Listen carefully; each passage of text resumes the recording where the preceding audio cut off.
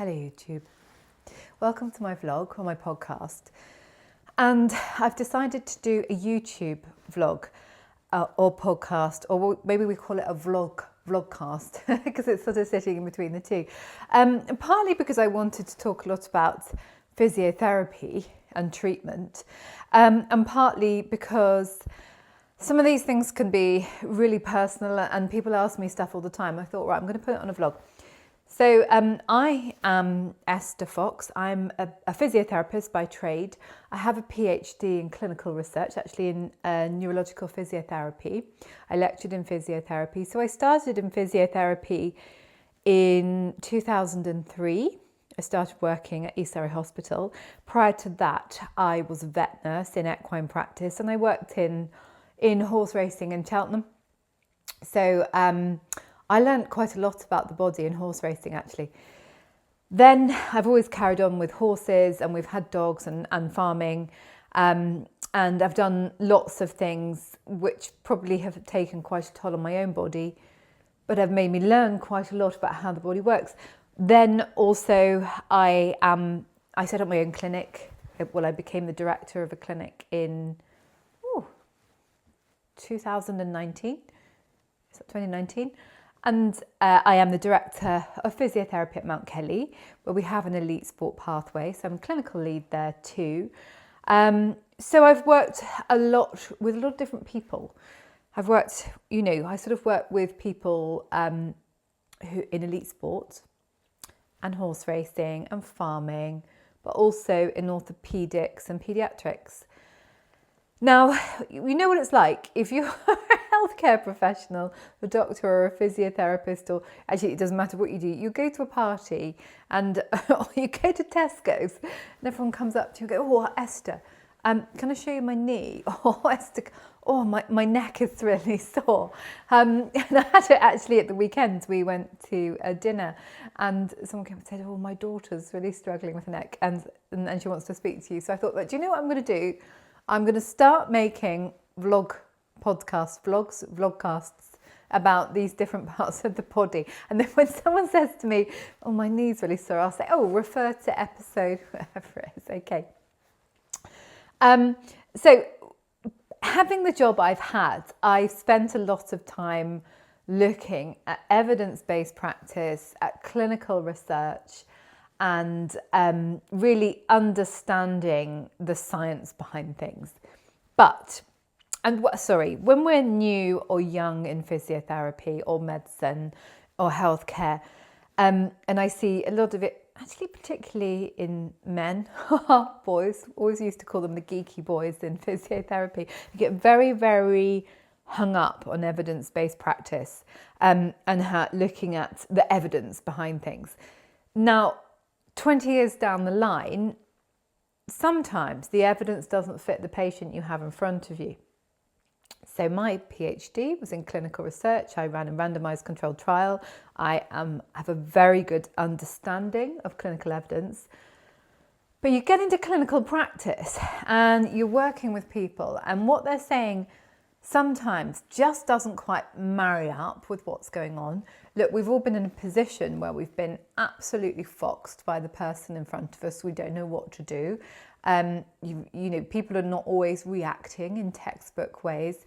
And so I sort of went on a bit of a deeper delve into this to try and understand what was going on. So the first thing today that I'm going to talk about is developing intuition. Now, in that, what I mean is you're developing intuition as a person or a patient, but also as a clinician. I'm going to talk about both because this podcast is really intended for anyone who's interested in healthcare as opposed to just professionals working in the field or athletes, so anyone in between. So I'm going to use myself as a case study because I don't mind talking about my injuries. Now, when I was younger, I used to be very, very dogmatic about following fitness programs, diet programs, rules. I liked rules. So going around this, whenever I try and run, I get really bad injuries. My ankles just don't cope with it. I get real bad, severe sacroiliac joint pain. The impact of it just doesn't suit me. So consequently, in later life, I found out that I'm very hypermobile. I have a hypermobility syndrome, so all my joints were very lax, which meant that I was able to do quite a lot of yoga teaching without very much practice because my legs would just bend here and everywhere, and gymnastics and dance and things like that. And I could ride horses all day, every day without getting any pain because you're in a very stable position. So as my awareness around this developed, I realised that probably running's not a great thing for me. But I would be following these running programs dogmatically, like Couch to 5K, and I'd be doing it, and I'd be doing no end of strengthening, and I'd be working. I do work still with foot and ankle surgeons, and I'd be strapping, doing the exercises, changing my footwear, changing the running program, changing the regime, going to the gym, and I'd still be getting all these pains.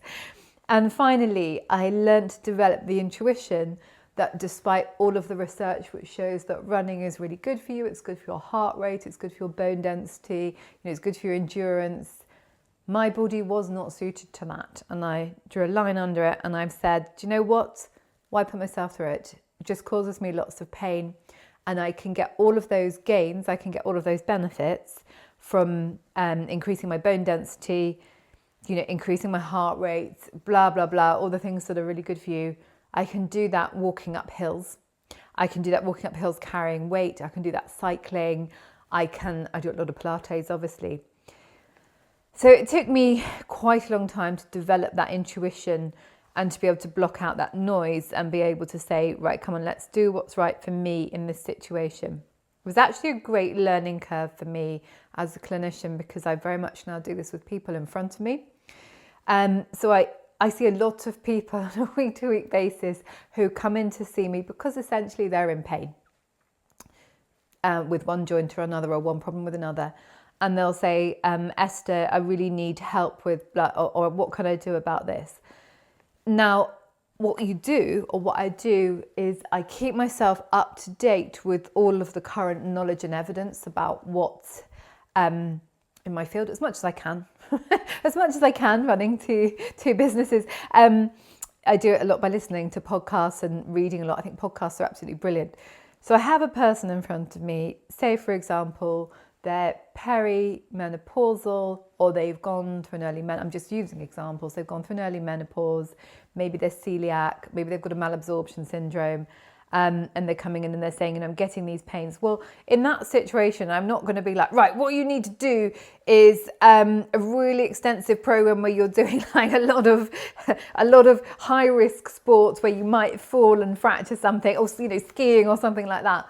We work with what the person in front of us can do, can tolerate, can fit into their life, and they enjoy. So it's just really learning to listen to what the person in front of you is saying, but listen, and get them to listen and tune into what's happening in their own body.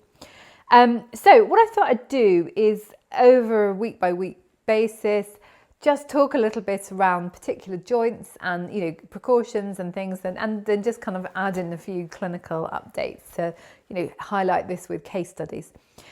So anything you want to know, you can DM me or put it in the comments. I'm always up for talking and chatting through stuff, whether it be musculoskeletal or kind of menopause related.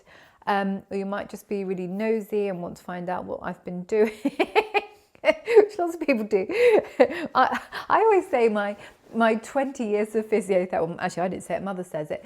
My 20 years of physiotherapy or success in it has been largely based upon the fact that I'm quite nosy and I quite like to know what's going on in people's lives. So anyway, I hope you have enjoyed this short introductory vlogcast. And I will be doing these talking about different body parts. Don't forget, if you want to join me for online Pilates, you can find